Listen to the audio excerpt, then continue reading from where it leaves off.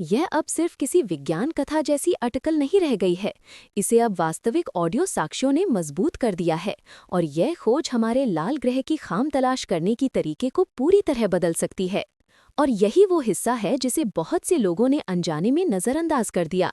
ये साधारण से दिखने वाले धूल भरे बवंडर वास्तव में इतनी विद्युत गतिविधि ले जा सकते हैं कि वे भविष्य के मिशनों के लिए खतरा बन जाएं। शोधकर्ताओं ने हाल ही में नासा के परसीवरेंस रोवर पर लगे माइक्रोफोन की मदद से मार्स के धूल भरे बवंडरों के अंदर छोटे छोटे बिजली के चमक मिनी लाइटनिंग का पता लगाया है। ये बिजली की चमक असल में अध्ययन का मुख्य उद्देश्य नहीं थी। ये पूरी तरह संयोग से रिकॉर्ड हो गईं, जब परसीवरेंस बस अपने आसपास के प्राकृतिक वातावरण को सुन रहा था।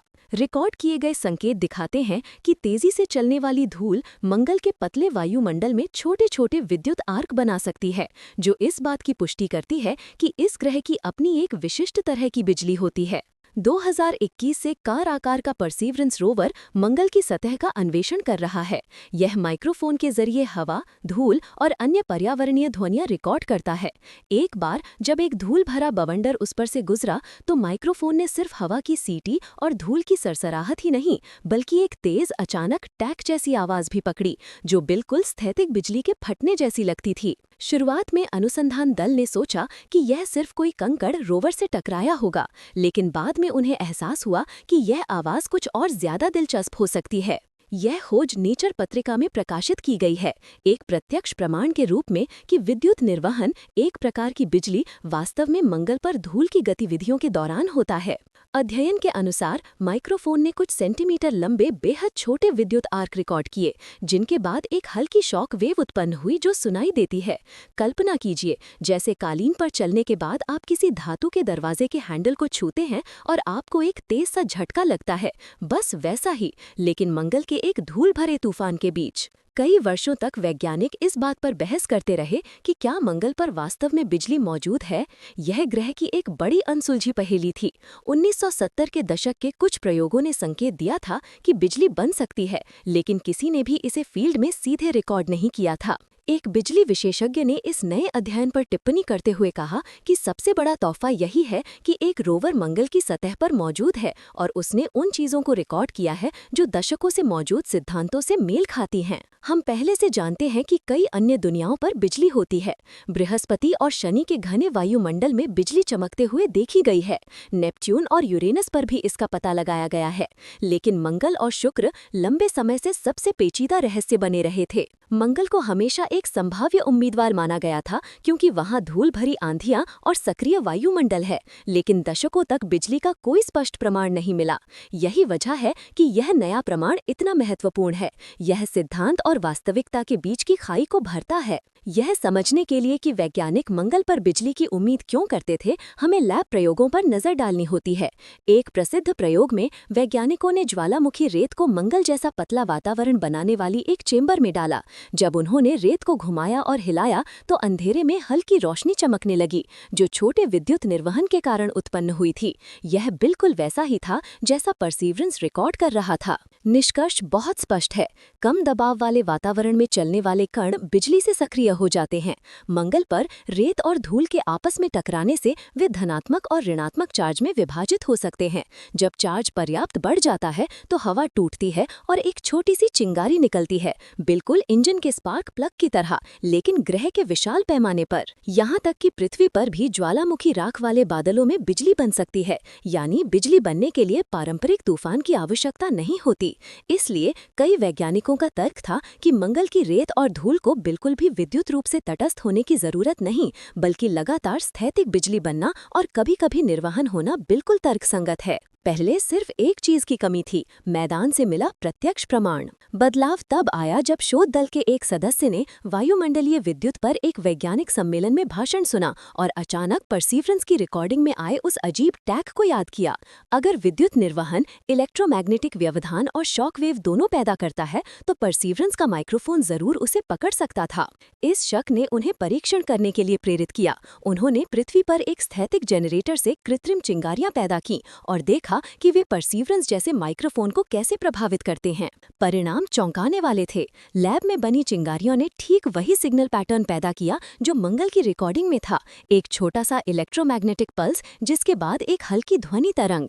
यह समानता एक अत्यंत महत्वपूर्ण कड़ी थी जिसने यह व्याख्या बेहद मजबूत कर दी कि परसीवरेंस ने वास्तव में मंगल पर विद्युत गतिविधि को सुना था।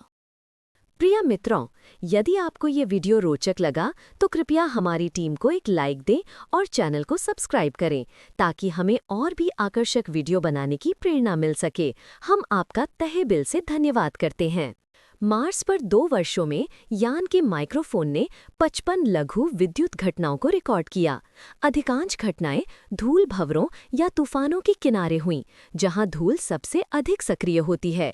इसका अर्थ है कि धूल की यही अराजकता विद्युत स्राव उत्पन्न करने की प्रेरणा है, न कि साफ आकाश। मानवों के लिए ये विद्युत स्राव मजबूत स्थैतिक झटकों के बराबर हैं, विशाल बिजली के चमकते झटकों के नहीं। एक अंतरिक्ष यात्री पास खड़ा हो तो हल्का झटका महसूस कर सकता है और तड़ाक की आवाज सुन सकता है। कुछ झटकों को आंखों से भी छोटी चमक के रूप में देखा जा सकता है। समस्या ये है कि सबसे शक्तिशाली धूल भंवर दिन में होती हैं, जब सूर्य की रोशनी इतनी तेज होती है कि ये हल्की चमक छिप जाती है। हालांकि सभी घटनाएं दिन में नहीं होती, कुछ रात में रिकॉर्ड हुईं। उस समय ये झपटियां आसानी से दिखाई देती हैं। ये एक रोमांचक संभावना खोलता है।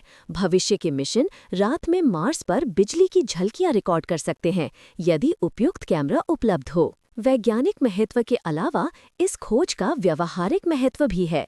विद्युत वातावरण एक नया कारक है जिसे अभियंताओं को मानव युक्त मिशन या रोबोटिक मिशनों के लिए जहाज डिजाइन करते समय ध्यान में रखना होगा। स्थैतिक विद्युत स्राव उपकरणों में व्यवधान, संचार कटौती या और भी खराब संवेदनशील घटकों को नुकसान पहुंचा सकता है। अंतरिक्ष यान कठिन परिस्थितियों को सहने के लिए डिजाइन किए जाते हैं, लेकिन ऐसी विद्युत गतिविधि जो कभी रिकॉर्ड नहीं हुई हमेशा अपने जोखिम लेकर आती है। एक भयानक उदाहरण, सोवियत लैंडर मार्स 3 ने मार्स पर धूल भंवर के बीच लैंड किया और केवल 20 सेकंड डेटा भेजा, फिर हमेशा के लिए शांत हो गया। कारण स्पष्ट नहीं और अब कुछ विशेषज्ञ सवाल उठाते हैं कि क्या विद्युत स्राव इसमें योगदान कर सकता था। साबित नहीं किया जा सकता, लेकिन अस्वीकार भी नहीं किया जा सकता। और यही विवादास्पद बिंदु की शुरुआत है। यदि मार्स के धूल भंवर पर्याप्त मजबूत विद्युत घटनाएं उत्पन्न कर सकते हैं जो लैंडर को खतरे में डाल सकती हैं, तो क्या हमें भविष्य में लैंडिंग का समय और स्थान पुनर्विचार करना चाहिए, या ये तड़ाक केवल बेखौफ स्थैतिक झटके हैं जो वास्तविकता से अधिक डरावने लगते हैं? वैज्ञानिक अलग अलग व्याख्या कर सकते हैं, विशेषकर जब प्रत्यक्ष डेटा सीमित हो। जैसे जैसे मार्स के लिए अधिक मिशन बढ़ रहे हैं, खासकर मानवों को सतह पर ले जाने का लक्ष्य, उन क्षेत्रों का मानचित्रण जहां विद्युत गतिविधि अधिक है और उनकी आवृत्ति जानना अत्यंत महत्वपूर्ण हो जाता है। ये जानकारी लैंडिंग साइट, अंतरिक्ष सूट डिजाइन, विद्युत प्रणाली और आधार निर्माण स्थान तक निर्णय को प्रभावित कर सकती है। सरल शब्दों में, मार्स का मौसम समझना अब विद्युत विज्ञान को समझने के बराबर हो गया है। तो आप क्या सोचते हैं? क्या ये छोटे छोटे झपटे केवल ग्रह विज्ञान में एक रोचक विवरण है, या ये किसी संभावित खतरे की चेतावनी है जिसे हम अभी तक सही से आंक नहीं पाए हैं? क्या आप मार्स के धूल भंवर के बीच चलने की हिम्मत करेंगे, ये जानते हुए कि ये अदृश्य बिजली के साथ तड़ाक कर सकता है, या ये जोखिम ऐसा है जिसे उठाना उचित नहीं होगा? वीडियो के अंत तक देखने के लिए आपका धन्यवाद। यदि आप ब्रह्मांड, विज्ञान और उन रहस्यों को पसंद करते हैं जो अभी तक अनकहे हैं, तो अभी लाइक करें और चैनल को सब्सक्राइब करें। आपकी हर सदस्यता हमारी ऊर्जा है जो हमें मार्स और विशाल ब्रह्मांड की रोमांचक खोजें लाने के लिए प्रेरित करती है। हमारे अंतरिक्ष अन्वेषण समुदाय में शामिल हों, जहां हर वीडियो एक नई यात्रा, एक नई कहानी और ब्रह्मांड का नया दृष्टिकोण प्रस्तुत करता है। नमस्ते।